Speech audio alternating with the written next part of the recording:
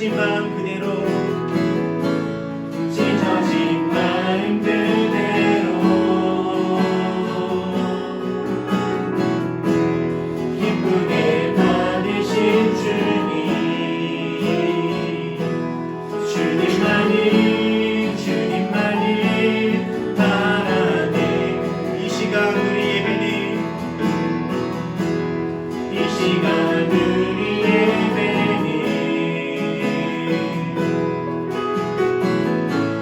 찢어진 마음 그대로 기쁘게 받으신 주님 주님만이 바라네 오 주님 오 주님 내 구주 내 소망 또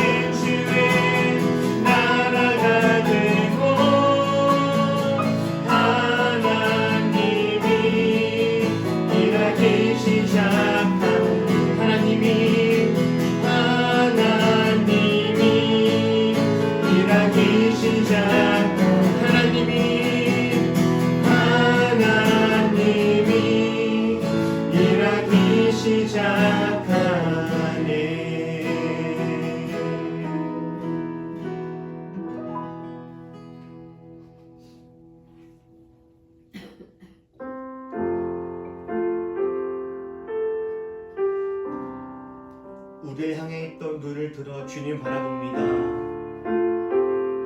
내 작은 마음을 돌이키시고 황폐한 땅들을 변화시켜 주셔서 주님 안에서 소망을 바라보며 그 길을 걸어갈 수 있도록 주님 우리를 인도하여 주옵소서. 우리 이런 마음을 함께 고백합시다. 주께서 내게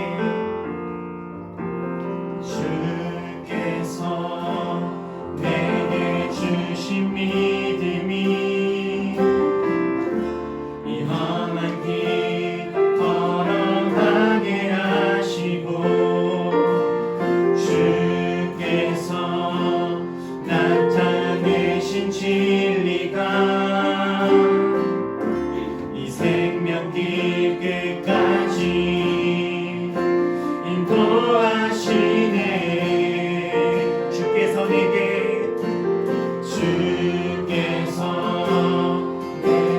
주신 믿음이 험한 길 걸어가게 하시고 주께서 나타내신 진리가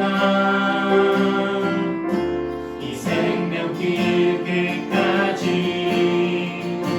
인도하시네.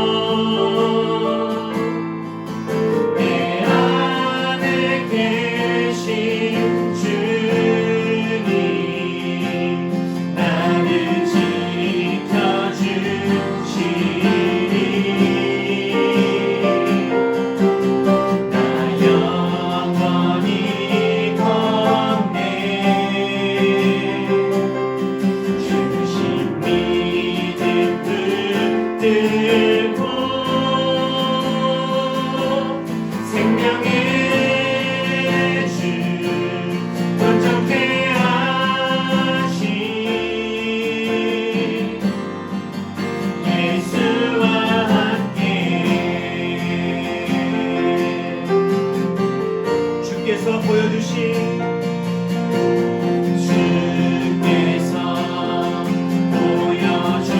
사랑이 연약한 나를 일으킨 포기치 않는 주의 열정이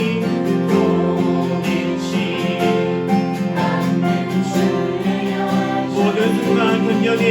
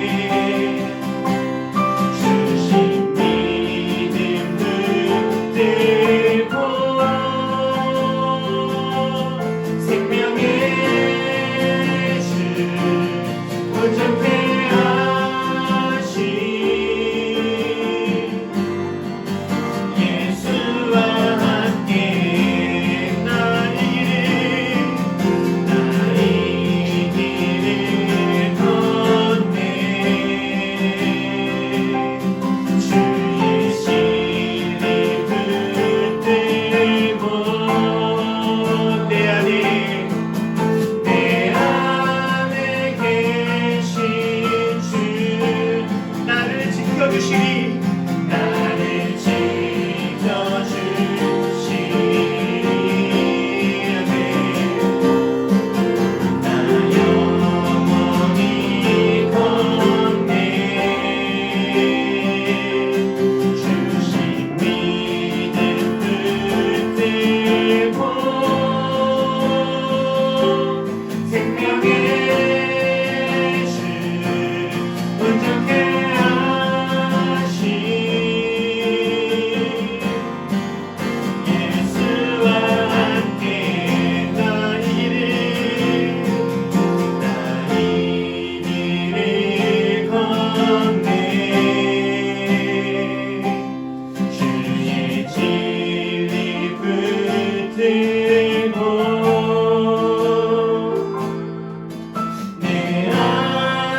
계신 주님 나를 지켜주시리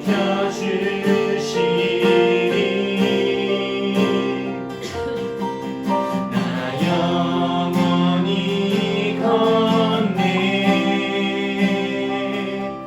주신 믿음 붙들고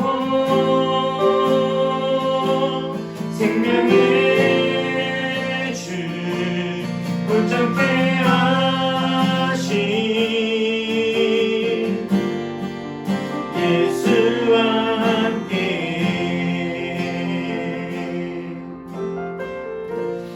기도합시다. 주님이 원하시는 자리에 우리가 있게 하여 주시옵소서. 내 뜻과 내 마음이 있는 자리에 우리가 있는 것이 아니라 주님께서 기뻐하시는 그 자리 가운데 우리가 잘 나아갈 수 있게 하여 주옵소서. 때로는 주의 뜻과 내 뜻이 다를지라도 주의 뜻에 순종하는 우리 될 수 있도록 주여 우리 발걸음을 인도하시고 주님이 우리들의 삶의 능력과 힘이 되어 주셔서 주님이 우리들을 지키시고 보호해달라고 우리를 위해 다 같이 함께 한 목소리로 기도합시다. 기도하겠습니다. 사랑의 하나님 아버지, 우리 주님께서 원하시는 그 자리에 있겠습니다. 주님께서 하나하시는 그 자리에 우리가 서겠습니다. 내 뜻대로 살아가지 아니하고 주님께서 원하시는 그 자리에 우리가 있겠습니다. 하나님 우리들로 그 길을 걸어갈 수 있는 주의 힘과 능력이 주님 되어 주시옵소서. 성령 하나님 우리 우리 가운데 오셔서 주님이 우리들의 힘이 되어 주시옵소서. 성령 하나님 주님께서 우리 가운데 오셔서 주님이 우리들의 능력이 되어 주시옵소서. 우리들이 약함을 하시는 주님께서 자격을 하시는 주님께서 하나님 우리 가운데 오셔서 주의 일들을 이루어 주시옵소서. 하나님 우리가 고아가 아니라 하나님께서 우리들의 아버지 되심을 기억하며 주님의 도우심을 구합니다. 내 주님 우리에게는 힘이 없습니다. 내 주님 우리에게는 능력이 없습니다. 주여 나에게는 감당할 수 있는 여력이 없습니다. 하지만 주님이 우리와 함께 하시며 그러나 주님이 우리들의 힘이 되어주시며 그러나 주님이 우리들의 주인 되어주시며 넉넉히 감당할 수 있는 주를 믿고 나아가오니 오 하나님 우리 가운데 오셔서 하나님 주의 일들을 행하여 주시옵소서. 하나님 우리들을 깨뜨려 주시고 하나님 우리들을 변화시켜 주시고 하나님 우리들을 새롭게 인도하여 주시옵소서. 성령 하나님 주님께서 역사하시는 놀란 그네가 하나님 우리들의 사랑하는 마음 가운데 온전하게 임하기를 소원하오니 하나님 주님의 일들을 행하여 주시옵소서. 하나님 주님의 일들을 우리 가운데 오셔서 주님의 일들을 역사하여 주시고 주님의 일들을 행하여 주시고 주님의 놀란 기적과 주님의 놀란 역사들이 하나님 우리 가운데 온전하게 이루어지도록 아버지 함께 하사 주님께서 인도하여 주시옵소서.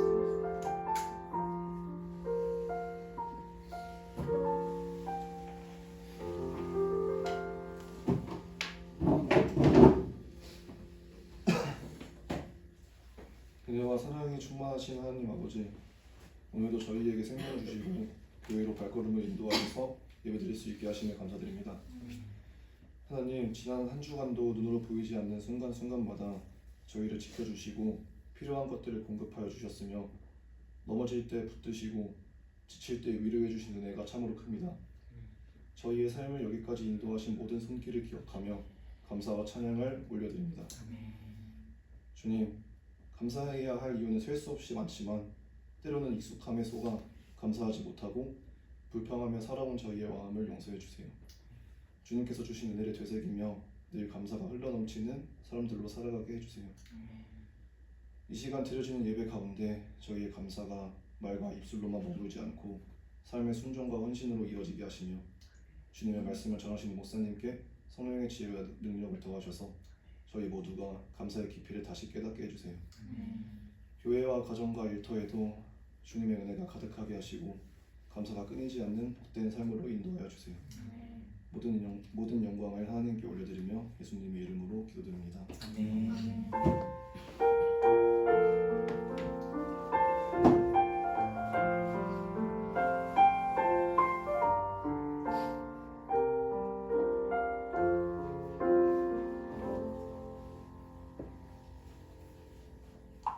오늘 함께 나눌 말씀은 사무엘상 2장 12절부터 17절입니다. 사무엘상 2장 12절로 17절, 사무엘상 2장 12절로 17절 한 절씩 교독해서 읽겠습니다. 제가 먼저 읽겠습니다. 엘리의 아들들은 행실이 나빴다. 그들은 주님을 무시하였다. 제사장이 백성에게 지시하는 규정이 있었는데 그들은 그것도 무시하였다. 누군가가 제사를 드리고 그 고기를 삼고 있으면 그 제사장의 종이 살이 3개 달린 갈고리를 들고 와서 냄비나 솥이나 큰 솥이나 가마솥에 갈고리를 찔러 넣어서 그 갈고리에 걸려 나오는 것은 무엇이든지 제사장의 몫으로 가져갔다. 실로에 와서 주님께 제물을 바치는 이스라엘 사람이 모두 이런 일을 당하였다. 그뿐 아니라 사람들이 아직 기름을 떼어 태우지도 않았는데 제사장의 종이 와서 제물을 바치는 사람에게 제사장님께 구워드릴 살고기를 내놓으시오. 그분이 원하는 것은 삶은 고기가 아니라 날고기요 하고 말하곤 하였다. 제물을 바치는 사람이 그 종에게 먼저 기름을 태우도록 되어 있으니 그렇게 하고 난 다음에 원하는 것을 가져가시오 하고 말하면 그는 아니요 당장 내놓으시오 그렇지 않으면 강제로라도 가져가겠소 하고 대답하였다. 엘리의 아들들은 주님께서 보시면서 몇 시간이 큰 죄를 저질렀다. 그들은 주님께 바치는 목을 적절함으로 대하였다. 아멘.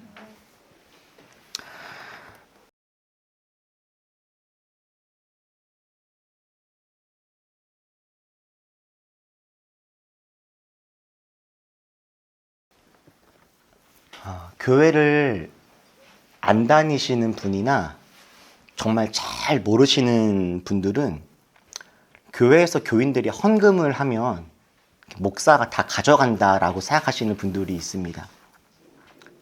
제 친구들이 저한테 부럽다라는 이야기를 이렇게 종종 했었습니다. 교회가 크면 저 목사님은 저 돈을 다 가져가서 자기가 알아서 이렇게 잘 쓴다라고 생각하시는 분들도 있습니다. 그런데 그렇지 않습니다. 그러면 정말 큰일 납니다. 교회의 헌금은 절대로 결코 목사의 것이 아닙니다. 대신 목사는 그 공동체가 정해놓은 급여를 받습니다. 월급을 받아요. 그 월급도 온 교인들이 함께 상의하고 의논하여서 적절한 수준의 급여를 지급받죠. 그 이외의 모든 헌금도 마찬가지로 온 교인들이 함께 하나님의 뜻이 어떤 것에 있을까를 고민하면서 함께 고민하고 온 교인들의 동의 아래 집행되고 관리가 됩니다. 결코 목사가 혼자서 임의로 어찌할 수가 없습니다. 그런데 여러분 만약에요, 제가 예배를 끝나고 집에 갈 때 아직 헌금 개수도 안 돼 있는데 제가 저 뒤에 있는 헌금함에 손을 쑥 넣어서 가장 두툼해 보이는 봉투 몇 개를 집어서 제가 주머니에 쏙 넣고 집에 간다. 이렇게 한번 생각해 보십시오. 어떨 것 같으십니까? 매우 황당하고 어이가 없겠죠. 그건 그냥 도둑질입니다. 제가 도둑질을 하고 있는 거예요. 심지어는 어떤 교우분이 헌금함에다가 헌금을 내려고 할 때 제가 잠깐만요. 그렇게 할 필요가 없습니다. 그 헌금 그냥 저 주시면 됩니다. 라고 제가 그 전에 헌금함에 넣기도 전에 미리 제가 가로채 간다면 그건 정말 어이가 없는 일이겠죠. 도둑질이고 절도이고 명백한 범죄입니다. 그런데 그런 일이 실제로 벌어진 겁니다. 여러분들이 읽었던 그 본문에서 말이죠. 제사장 홈리와 비느하스의 일입니다. 이스라엘의 모든 사람들은 가나안 땅에 들어갈 때 자기가 경작해야 할 수 있는 땅을 분배를 받습니다. 농사 지을 땅을 분배를 받아요. 그들은 자신의 땅에서 농사를 짓고 그 소출로 살아갑니다. 그런데 제사장들은 땅을 분배받지 않습니다. 레위 지파 사람들과 그 안에 있는 제사장 그룹들은 따로 땅을 분배받아서 농사를 짓는 것이 아니라 이스라엘 사람들과 하나님 사이의 중재 일을 감당하면서 거기에서 나오는 소출로 먹고 살아가죠. 이스라엘 사람들이 하나님께 제물을 바치면 그 중에 일부가 제사장과 레위 사람들의 몫이 됩니다. 가령 이스라엘 백성들이 화목 제물을 드릴 때 하나님은 이스라엘 백성들에게 재물을 가져오라 이렇게 말씀하십니다. 백성들이 소나 양이나 비둘기 등 자기 형편에 맞는 재물을 가져오면 그 재물을 분배하게 됩니다. 가령 재물 중에서 기름이나 내장 같은 것들은 불에 태웁니다. 그래서 불에 태우니까 연기가 나겠죠? 이것은 하나님께 드리는 재물들입니다. 소에 있는 기름, 내장 이런 것들은 태워서 연기로 태워요. 그리고 하나님은 그것을 제물로 받으십니다. 그런데 이 제물의 가슴이나 오른쪽 다리는 제사장에게 주라 말씀하세요.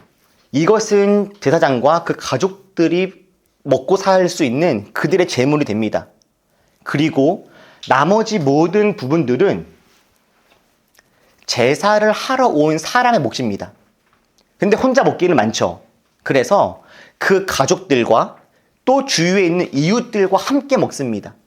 그러니까 제사를 드리면 온 그 제사를 드린 사람들 주위에 있는 이웃들과 동네가 큰 잔치를 벌이는 일들이 있게 되어지는 거죠.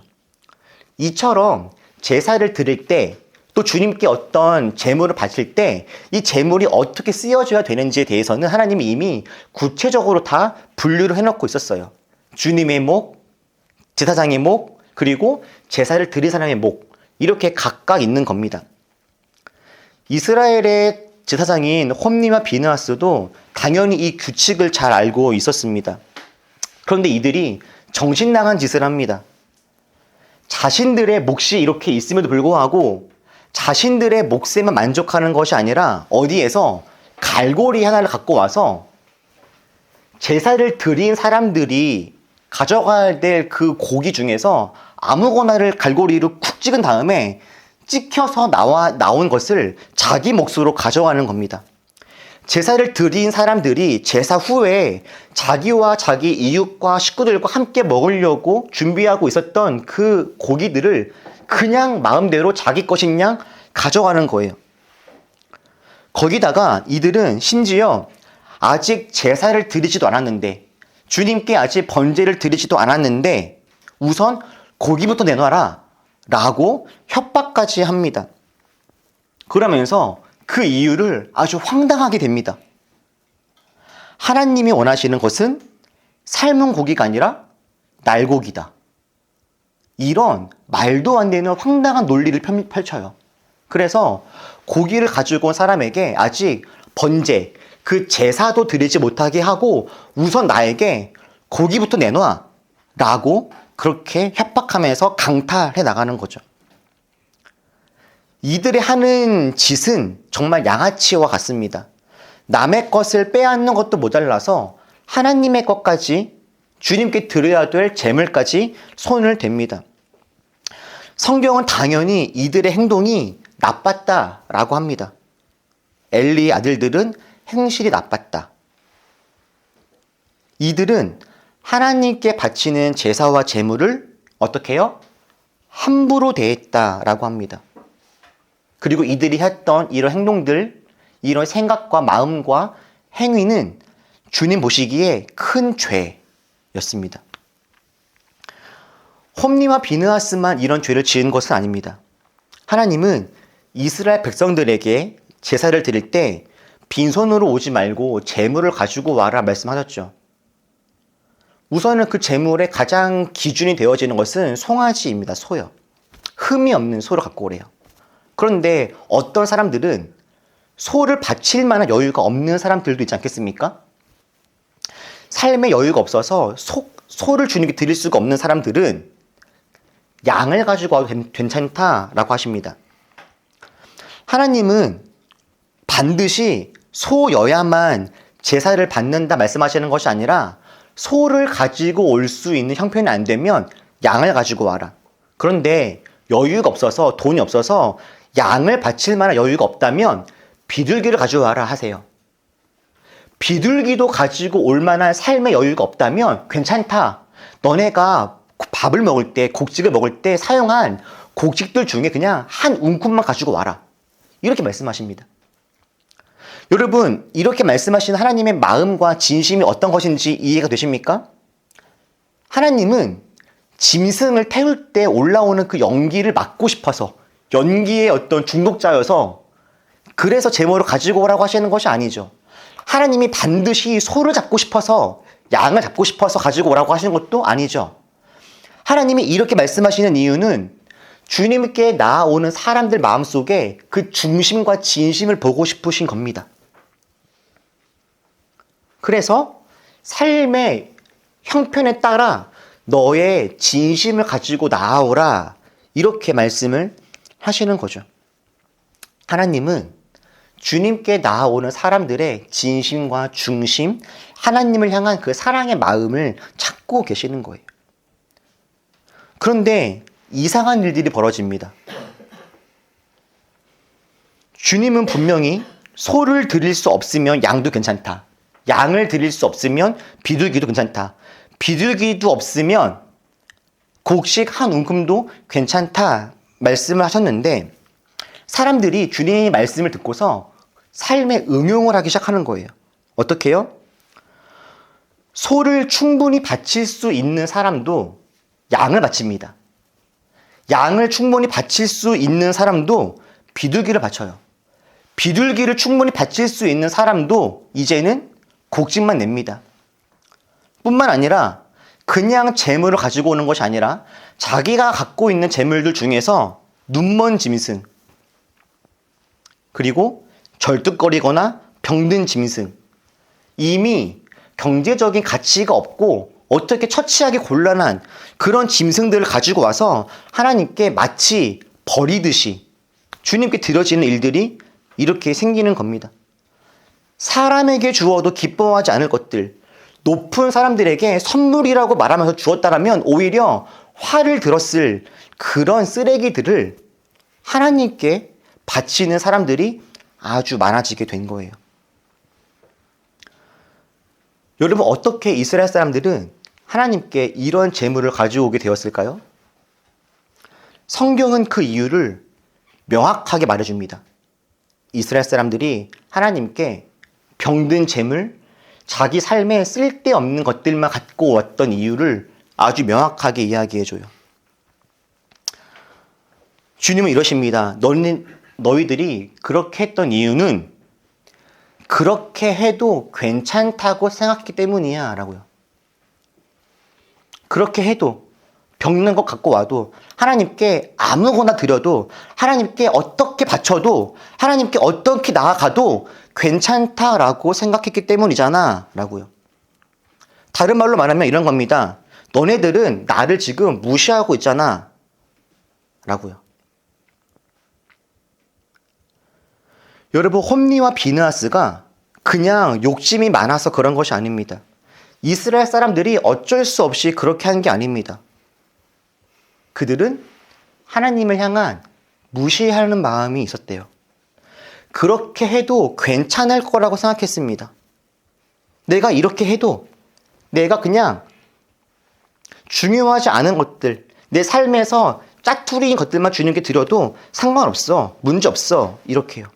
근데 여러분, 어떻게 사람들이 하나님을 무시할 수가 있었을까요?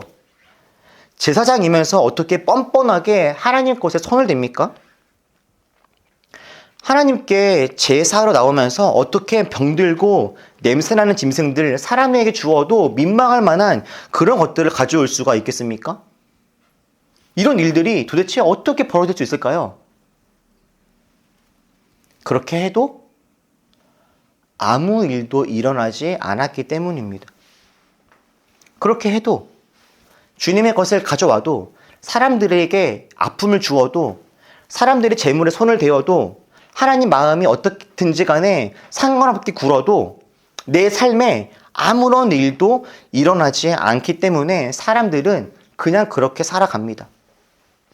홈리와 비느하스는 하나님의 재물에 손을 대어도, 백성들의 제사를 엉망으로 해도 당장 자신들에게 아무런 일도 일어나지 않으니까 괜찮았던 겁니다.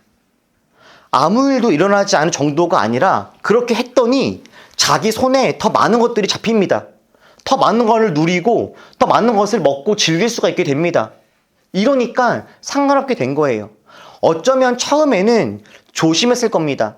처음에는 조금만 가져갔을 거예요. 그런데 한 번, 두 번 남의 것을 가져가고 그렇게 주님의 것을 강탈해도 내 삶 속에 아무런 일도 일어나지 않자 조금씩 더 대담해지기 시작합니다. 결국에 아직 제사를 드리지도 않은 것을 가져갈 만큼, 사람들이 지금 뭐 하는 겁니까? 이야기를 할 만큼 그렇게 반항하는 백성들이 있다 할지라도 그들의 것을 강제로 빼앗아 가는, 오히려 더 큰 소리를 낼 만큼 마음이 강팍해지는 거예요. 이스라엘 백성들이 쓰레기와 같은 재물을 가져다가 하나님께 내다 버리듯 제사를 드려도 아무런 일이 생기지 않고 여전히 살만하니까 사람들은 정말 자신의 편의대로 그렇게 살아가게 되었던 거죠. 여러분 어떻습니까? 살면서 우리도 죄를 짓죠. 하나님이 기뻐하지 않을 것 같은 일들을 할 때가 있지 않습니까? 그런데 그런 일을 하고 나면, 죄를 지으면 우리 삶에 어떤 일들이 일어나던가요, 여러분? 맞습니다. 죄를 지어도 아무런 일도 일어나지 않습니다. 사실은 아주 큰 일이 일어나긴 합니다. 어디에서요? 우리 내면에서. 우리 내면에는 아주 큰 일이 일어납니다. 어떤 일이 일어날까요? 처음에는 작은 죄를 지어도 우리 마음에 떨림과 두려움이 있습니다. 그런데 죄를 지으면 점점 우리 마음에 떨림과 두려움이 무뎌집니다. 사람은 누구나 처음부터 누군가를 대놓고 힘들게 하거나 아프게 하지 않습니다. 그런데 한 번, 두 번 누군가에게 상처를 주고 아픔을 주고 그래도 내 삶에 아무런 문제가 없음을 확인하고 나면 사람들은 점점 더 큰 죄를 짓고도 마음속에 아무런 갈등도 생기지 않죠. 죄를 지어도 점점 더 마음이 무뎌지고 주님께 나아가서 기도하려고 해도, 예배를 드려도 은혜를 누리기가 점점 더 힘들어지는 그런 마음의 변화들을 겪곤 합니다. 그런데 그들은 자신의 마음이 이렇게 강팍해지고 있는지 눈치를 못해요. 그리고 이렇게 비록 내면에서는 아주 큰 변화가 일어나고 있지만 외적으로는 당장 어떤 나쁜 일도, 형벌도 징벌도 있지 않죠.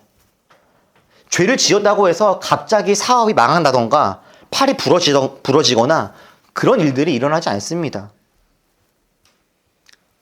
그러다 보니 사람들은 점점 하나님이 무섭지가 않았던 겁니다. 점점 하나님을 무시하는 사람들이 늘어나죠. 그런데 여러분, 하나님이 홈리와 비느하스를, 이스라엘 사람들을, 그리고 이 땅에 있는 수많은 사람들을 당장 징계하지 않으시는 이유는 그것이 괜찮아서가 아닙니다.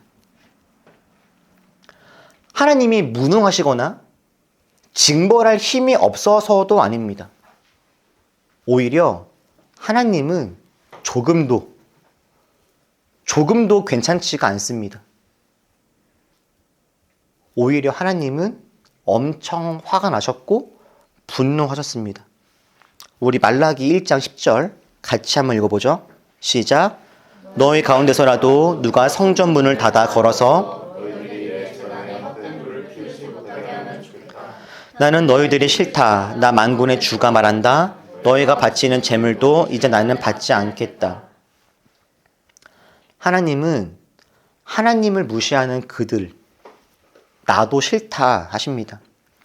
하나님은 당신을 무시하는 그 사람들의 모습에 하나님이 상처를 받으세요. 하나님은 그들의 모습에 실망을 하십니다. 자신을 함부로 대하는 이스라엘 사람들을 보면서 하나님은 분노하십니다. 여러분, 하나님의 이런 모습을 흔히 우리는 인격적인 하나님이라고 이야기합니다. 여러분, 하나님은 인격적인 분이십니다. 하나님이 인격적이라고 할 때 하나님은 사랑이 많으신 분, 만을 뜻하는 것이 아닙니다. 하나님은 기뻐하시지만 슬퍼하십니다. 하나님은 칭찬하시지만 하나님은 징계하십니다. 하나님은 구원하시지만 버리시기도 합니다. 하나님은 사랑이 많은 분이시지만 그 사랑을 우리가 함부로 해도 될 만큼 그렇게 간단하고 아무렇지도 않은 그런 분이 결코 아닙니다.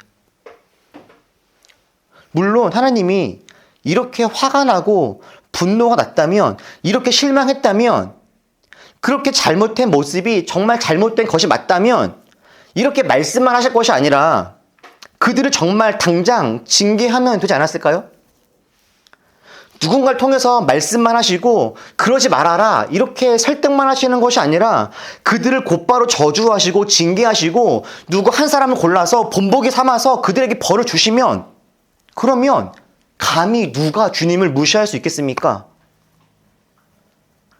특히 이스라엘 사람들은요, 애굽의 왕이 자신들에게 함부로 대할 때 애굽의 왕에게 꿈쩍도 하지 못했던 사람들입니다.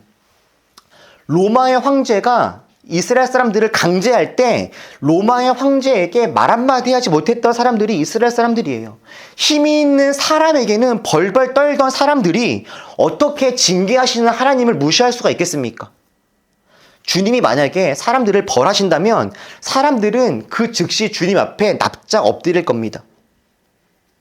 우리들에게는 감히 전능하신 하나님, 징계하시는 하나님을 무시할 수 있을 만한 용기가 우리에게는 결코 없습니다.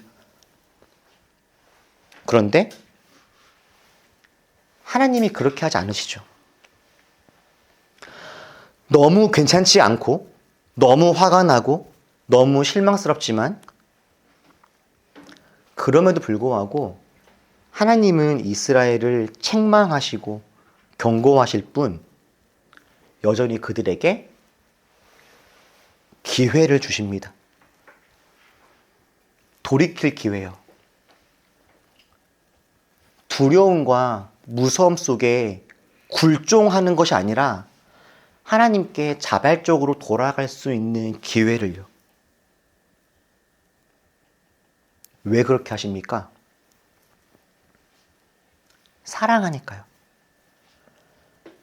당신을 너무나 무시하는 이스라엘이지만, 그래서 너무 속이 상하고 마음이 아프지만 그럼에도 불구하고 그들을 포기할 수가 없으니까요. 당장 징계하고 벌을 주고 무섭게 하면 그들은 무릎 꿇고 엎드려서 주님께 굴종하겠지만, 복종하겠지만 하나님이 우리에게 원하시는 것은 그런 굴종과 복종이 아니니까요.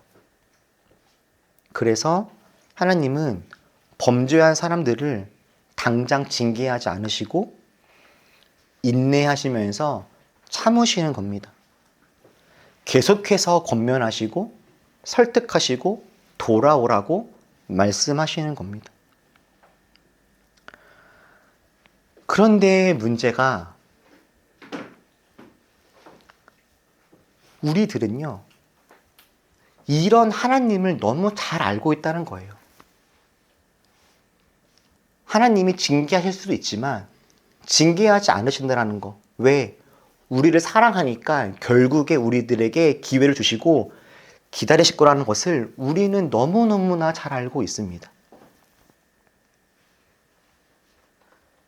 그래서 언젠가 돌이키고 언젠가 회개하면, 내가 언젠가 다시 주님께 나아가면 주님은 나를 받아주시겠지 라고 우리는 하나님의 사랑을 이용하기에 아주 능숙한 사람들이 되어집니다. 그런데 여러분, 아닙니다. 하나님이 결코 괜찮지 않으십니다. 저는 자주 이야기했습니다. 주일날 예배에 안 나왔다고 구원 못 받는 거 아니라고요. 맞습니다. 예배 안 나와도 그것과 구원은 다른 것입니다. 11조나 어떤 헌금을 내지 않는다고 해서 주님께서 우리를 벌하시거나 미워하지 않으십니다. 예배는 중요하지만 예배가 제일 중요한 것도 아닙니다. 선한 사마리아인처럼 우리가 주님께 나아가려고 하다가도 길가에 누군가 죽어가는 사람들을 발견한다면 예배를 못 드리는 한이 있더라도 그를 돌보고 살리는 것이 훨씬 더 중요합니다. 누군가를 살리고 살아하기 위함이라면 마땅히 예배를 못 드리는 거 아무런 문제가 없습니다. 예배를 드리고는 싶지만 건강이 좋지 않아서 어쩔 수 없이 예배하지 못하는 경우들도 있죠. 너무나 괜찮고 주님도 너무나 이해하십니다. 아니, 몸이 아픈데 억지로 교회 나오는 거 저도 말리고 싶습니다. 쉬세요. 괜찮습니다. 이렇게 이야기하고 싶어요. 11조를 비롯한 각종 헌금은 주님의 일들을 이루기 위해서 매우 중요한 헌신이지만 우리 각자가 수입이 없고 삶이 여유가 없다면 당연히 헌금을 못할 수도 있습니다. 아니, 삶이 어렵고 힘이 든다면 헌금을 하면 안 됩니다. 너무 힘이 들고 어려운 상황이라면 여러분, 헌금을 그럼에도 불구하고 하는 것은 오히려 건강하지 않습니다. 빚에 허덕이고 월세 낼 돈이 없다면 당연히 헌금할 것이 아니라 빚을 갚고 삶을 꾸려가는 것, 이게 훨씬 더 중요하죠. 그런데 어쩔 수 없는 것이 아니라면, 정말 마음이 몸이 아파서 어쩔 수 없는 것이 아니라면, 누군가를 살아하기 위함이 아니라면, 정말 어쩔 수 없는 것이 아니라면 하나님을 향한 우리 마음은 빼앗겨서는 안 됩니다. 선한 사마리아인처럼 누군가를 살리기 위해서 율법을 어기는 것 충분히 가능합니다. 송아지를 드릴 수 없다면 염소 드려도 됩니다. 염소를 드릴 수 없다면 비둘기도 괜찮습니다. 비둘기도 안 된다면 곡식 한 움큼을 드려도 하나님은 송아지 낸 사람하고 이 사람하고 차별하지 않으시면서 똑같이 그 마음을 받으십니다. 그러나 송아지를 드릴 수 있는 축복이 있는데 염소를 드리고, 염소를 드릴 수 있는 상황임에도 불구하고 비둘기를 드린다면 하나님 마음이 어떤지 돌아보지 않고 그냥 이렇게 살아도 괜찮아, 하나님은 여유가 많으시고 사랑이 많으셔서 괜찮아 라고 생각했다면 여러분, 그건 아주 큰 실수입니다. 그렇지 않습니다. 하나님은 분노하시고 오래 참으시지만 결국 징계하셔요. 믿음은 분명 결단이며 선택입니다. 그런데 결단이고 선택이라고 하니 내가 납득이 되지 않아서 하나님을 안 믿는 선택을 해도 그냥 괜찮을 줄 아는 사람들이 있습니다. 분명 믿음은 결단이고 선택이지만 우리가 하나님을 안 믿겠다라고 선택할 수 있지만, 그리고 하나님은 그들이 결국 돌아오시길 기다리시지만 끝까지 주님께 반항하고 주님 말씀을 듣지 않았던 그 선택의 책임은 결국 우리가 지어야 되는 것입니다. 하나님은 외모를 보시는 분이 아니라 중심을 보시는 분이시죠. 우리가 겉으로 행하는 것보다 정말 중요한 건 우리 마음입니다. 겉으로 얼마나 열심히 하는지, 얼마나 열심히 헌신하는지, 이것보다 우리 마음이 중요한 분이세요. 그래서 그게 문제입니다, 여러분. 차라리 겉모습은 속일 수 있죠. 그런데 우리 중심은 속일 수가 없지 않습니까? 종교는 종종 사람들에게 겁을 주고 협박을 해서 원하는 일들을 이루어 가게끔 하기로 했습니다. 너는 이렇게 안 하면 지옥 간다? 저렇게 안 하면 벌 받는다? 이런 이야기를 해서 사람들로 하여금 종교가 원하는 일들을 하게끔 했죠.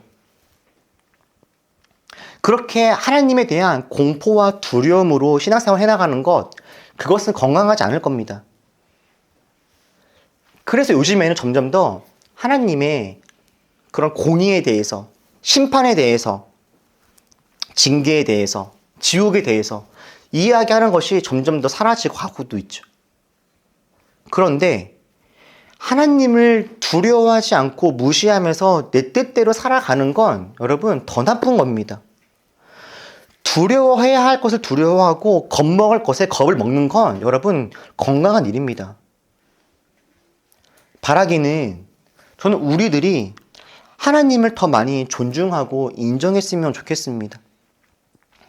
아무렇게나 지나도 나중에 다 괜찮아질 거야 이렇게 오해하는 것이 아니라 두렵고 떨림으로 하나님 바라보고 하나님을 경외하는 우리들 될 수 있기를 진심을 다해 축복합니다.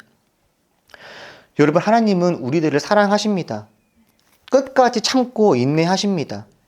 우리가 죄를 지어도 당장 우리를 저주하지 않으실 겁니다. 그런데 우리가 죄를 지으면 하나님 마음이 아픕니다. 참고 기다려 주시지만 우리 때문에 하나님은 괴롭고 아프십니다. 우리 하나님의 그 사랑을 이용하지 맙시다. 우리를 사랑하시는 그 하나님을 우리도 사랑하면서 우리들의 온 마음을 다해서 주님을 따라가면 좋겠습니다. 기도하겠습니다. 하나님의 사랑을 너무나 잘 알아서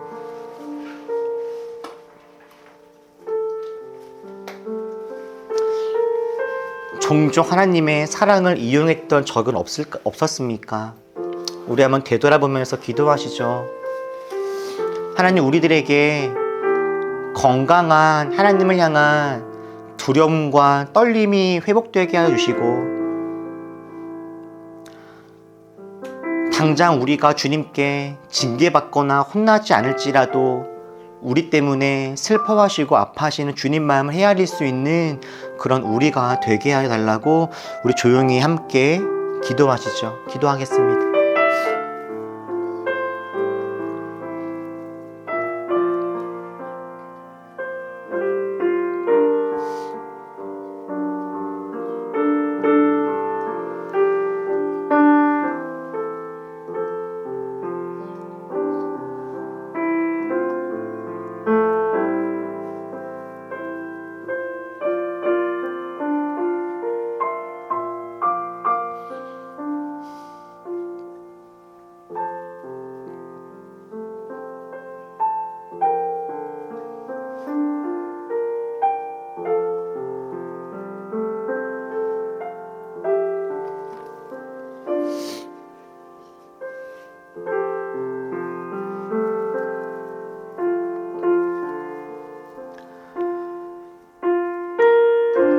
한 해가 저물어가는 중에 있습니다.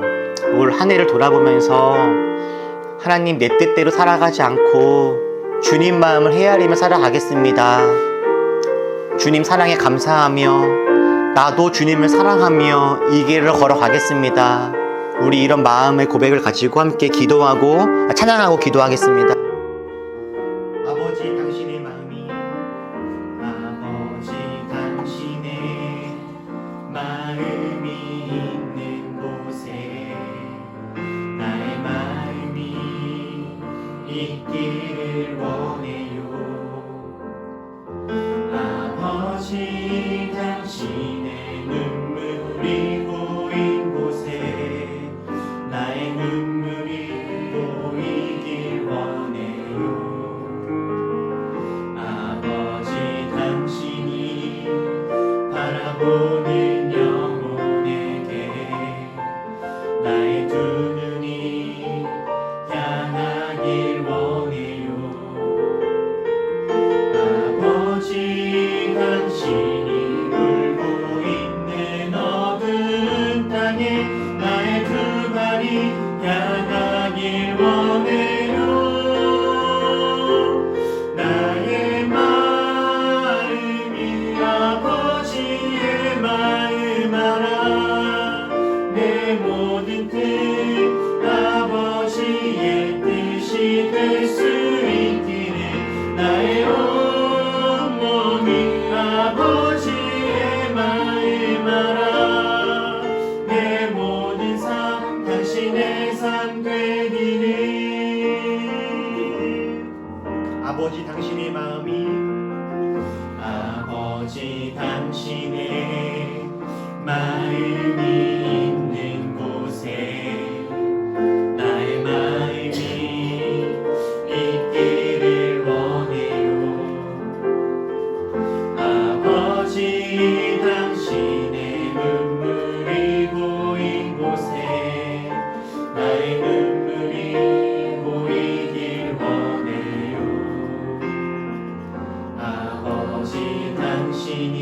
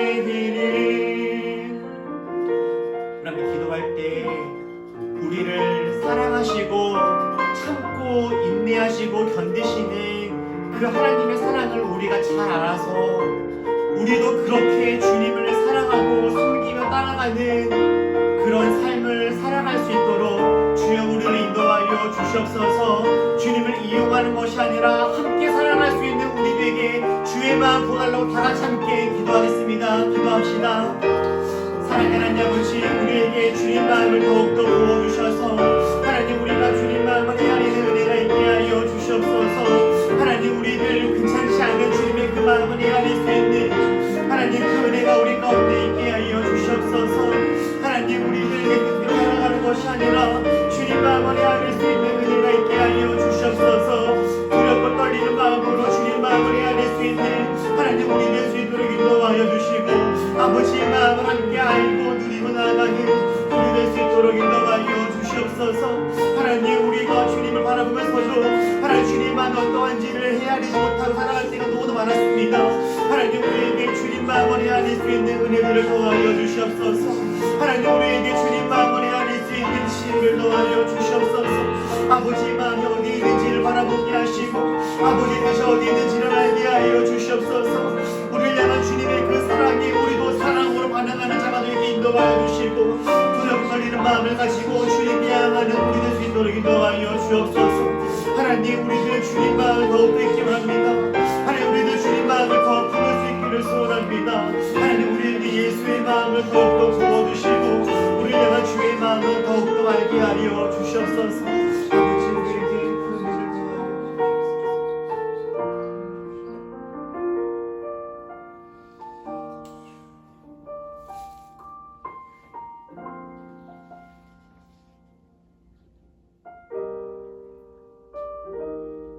두렵고 떨림으로 너희의 구원을 이루라. 우리를 사랑하시지만 우리 때문에 종종 슬퍼하시고 아파하시고 인내하시면서 참으시는 그 주님을 하나님 우리 헤아릴 수 있는 그런 자들 되게 하여 주옵소서. 사람에게도 하지 않을 마음과 행동을 우리가 어찌 주님께 할 수 있겠습니까?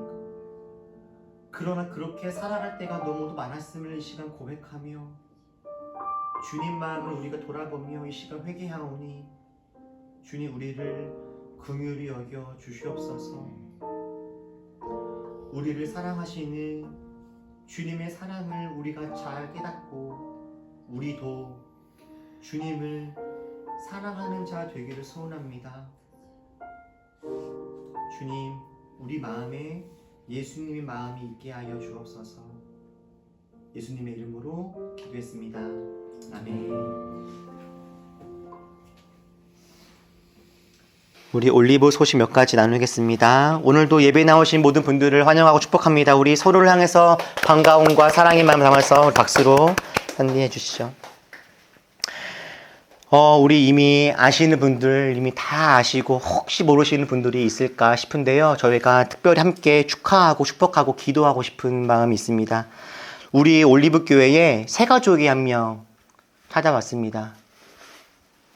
우리 한유월 우리 재원 은수 가정에 아기가 찾아왔습니다.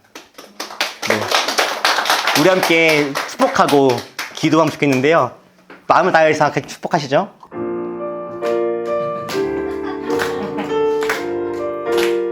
6월입니다. 6월, 16월. 아주 먼 옛날, 아주 먼 옛날 하늘에서 6월을 향한 6월을 향한 계획이 있었죠. 하나님께서 바라보시며 좋았더라고 말씀하셨네. 이 세상 그 무엇보다 귀하게 나의 손으로 창조하였노라. 내가 너로 인하여 기뻐하노라. 사랑하노라 내가 너를 사랑하노라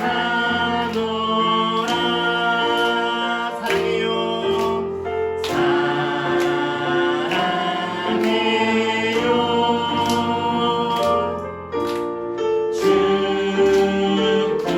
축복해요 6월이 마음에 6월이 마음에 우리의 사랑을 드려요. 우리 다 같이 함께 기도하면 좋겠습니다. 주님이 정말 사랑하셔서 이 땅 가운데 보내시려는 우리 6월이를 주님 우리가 마음 다해 축복하며 사랑합니다. 주님 엄마의 뱃속에서 건강하게 잘 자라가게 하시고 하나님과 사람들의 넉넉한 사랑들을 듬뿍 받아 자라가며 하나님을 기쁘시게 하는 우리 6월이도 잘 이 땅을 누릴 수 있도록 주님께서 역사하시고 함께 해달라고 특별히 우리 아이를 품고 있는 우리 은수 건강하게 하시고 몸과 마음에 힘을 내서 엄마로서도 잘 자라가게 하시며 우리 재원이도 아빠로 더욱더 잘 성장해 나갈 수 있도록 주님께서 함께 해달라고 다 같이 함께 이를 위해서 기도하겠습니다. 기도합시다. 사랑의 하나님 아버지 주님 너무 사랑하시는 하나님의 가정과 6월이를 축복하며 기도합니다. 주님의 놀라운 사랑과 은혜 가운데 가정 가운데 주님의 사랑하는 자녀가 생겼사오니 주님 함께하사 주님 이끌어주시고 보호하시고 더불어 은혜 허락하여 주시옵소서. 사랑하는 우리 6월이 주님의 놀라운 보호와 사랑과 은혜 가운데 하나님 잘 자라가기를 축복합니다. 주님께서 역사해 주시고 주님께서 붙들어 주셔서 주님의 놀라운 사랑과 은혜 가운데 계획 가운데 하나님 엄마 뱃속에서 잘 자라나게 하여 주시옵소서. 이 땅에 나와 주님의 놀라운 일들을 이루며 그 사랑을 누리며 사랑을 전하는 자로 하나님 잘 이 땅 가운데 나아갈 수 있도록 주님께서 함께하사 축복하여 주시옵소서. 재훈이와 은수 하나님이 사랑하는 이 두 사람이 주님의 아름다운 은혜 안에서 아빠로 엄마로 함께해서 성장해 나가려고 하오니 주님 인도하시고 축복하시고 이끌어 주시어서 주님의 놀란 그 은혜가 이 가정 가운데 있게 하여 주시옵소서. 하나님께서 지키시고 보호하여 주시어서 주님의 넉넉한 사랑과 은혜 가운데 주님의 돌보신 가운데 하나님 시간들을 잘 진행하게 하여 주시고 반가움과 사랑으로 함께 만나는 그날 기대하오니 주님께서 인도하여 주시옵소서. 주님께서 너무너무 먼저 사랑하셔서 우리 가운데 보내시고 우리 재훈이 은수 삶 가운데 가정 가운데 보내신 사랑하는 우리 6월이를 축복하며 우리들 마음 다해서 기도합니다.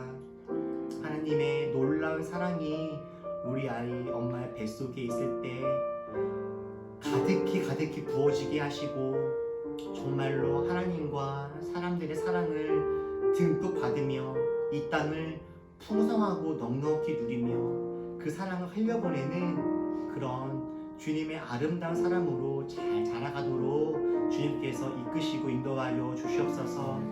엄마의 뱃속에 있는 이 시간 동안 주님 안전하게 잘 지켜주셔서 건강하게 잘 자라게 하여 주시고 특별히 우리 6월이를 품고 있는 우리 은수에게 함께 하셔서 몸도 마음도 건강하게 아이와 함께 더불어 자라가게 하여 주시고 행복하고 기쁨이 많은 엄마로 주님 안에서 그 사랑의 아름다움과 신비를 경험할 수 있도록 주님께서 은혜 위에 은혜를 더하여 주시옵소서. 우리 재원이 이제 아빠로서 새로운 삶의 걸음들을 걸어가려고 준비하는 가운데 있으면 주님 아시오니 하나님 좋은 아빠로 자라가게 하여 주시고 이 10개월의 시간 동안 아이만 자라가는 것이 아니라 아빠는 아빠로 엄마는 엄마로 함께 잘 성장하며 주님 사랑을 누릴 수 있도록 주님께서 모든 것 가운데 함께하여 주시옵소서. 우리 올리브 한 사람 한 사람들 주님께서 우리 가운데 보내주신 이 아름다운 이 생명을 함께 마음 다해서 축복하며 기도할 터이니 주님 우리가 한 몸 이루어 이 사랑을 잘 나눌 수 있도록 이끌어 주옵소서. 주님의 마음을 담아 감사와 영광을 드리며 예수님의 이름으로 기도했습니다. 아멘. 사랑하고 환영합니다. 오늘은 11월이죠. 11월이고 네 번째 주일인데 교회력으로는 오늘이 한 해의 마지막 주일입니다. 그래서 교회력으로 한 해의 마지막 주일을 왕이신 그리스도 주일이라고 우리가 이야기를 해요. 그래서 이미 한 해가 이미 다 끝났다라고 이야기를 하게 되고요. 다음 주에는 교회력으로는 한 해의 첫 출발을 의미하는 대림절이 시작이 됩니다. 대림절은 성탄절을 앞둔 4주의 기간 동안을 우리가 대림절이라고 이야기를 하면서 이 땅 가운데 오시는 예수님을 우리가 기대하고 감사하는 시간들을 갖는데요. 이렇게 교회력으로 우리가 시간들을 고민해 보다 보면 벌써 이렇게 하나님의 은혜 안에서 우리들의 삶을 돌아볼 수 있게 되어지는 그런 은혜가 있는 것 같아요. 우리들의 몸과 마음과 삶의 이런 리듬들을 이 어떤 세상의 분주함 때문에 뺏기지 말고 주님 안에서 평안함을 누리면서 그렇게 살아가는 그런 삶의 리듬이 우리 가운데 있으면 좋겠다 싶습니다. 그래서 여러분들도 하나님 안에서 올 한 해를 잘 마감해 보시고 다음 주 대림주일부터 또 새롭게 역사하실 주님을 기대하면서 예배하고 나아갈 수 있으면 좋겠어요. 요즘에 우리 올리브 교회에서는 매주 수요일마다 성경 공부가 진행되어지고 있고요. 매주 금요일마다는 기도회가 이렇게 진행되고 있습니다. 수요 성경 공부를 하고 계시는 분들이 잘 이 공부를 마치고 주님을 깊이 알아갈 수 있도록 중보해 주시고요. 금요 기도회 같은 경우에는 누구나 오셔서 함께 기도하실 수 있습니다. 시간 되시는 분들은 금요일 날 8시 반부터 오셔서 함께 기도하고 돌아가시면 좋겠습니다. 우리 11월 달 함께 읽고 있는 책은 유진 피터슨의 한길 가는 순례자 입니다. 여러분들 천천히 잘 읽고 계신 줄 아는데요.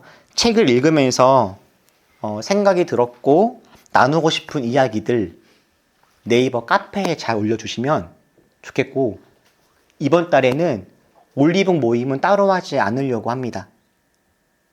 책을 읽고 좋았던 것들, 고민스러웠던 것들, 나누고 싶은 질문들 있으면 우리 네이버 카페에 함께 나눠서 서로의 마음들을 우리가 잘 나눌 수 있으면 좋겠습니다. 우리 페이스송 찬양하시고 축도로 마치겠습니다.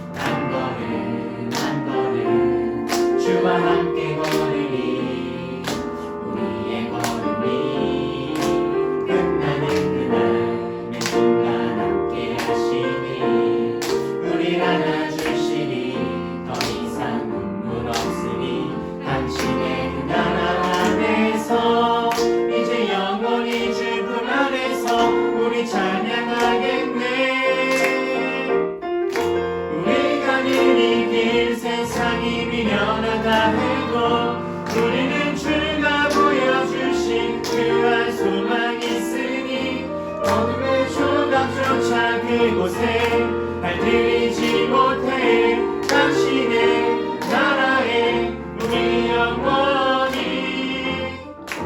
우리 가는 이 길 세상이 미련하다 해도 우리는 주가 보여주신 그알 소망이 있으니 어둠의 조각조차 그곳에 발들이지 못해 당신의 나라에 우리 영원히 거하네.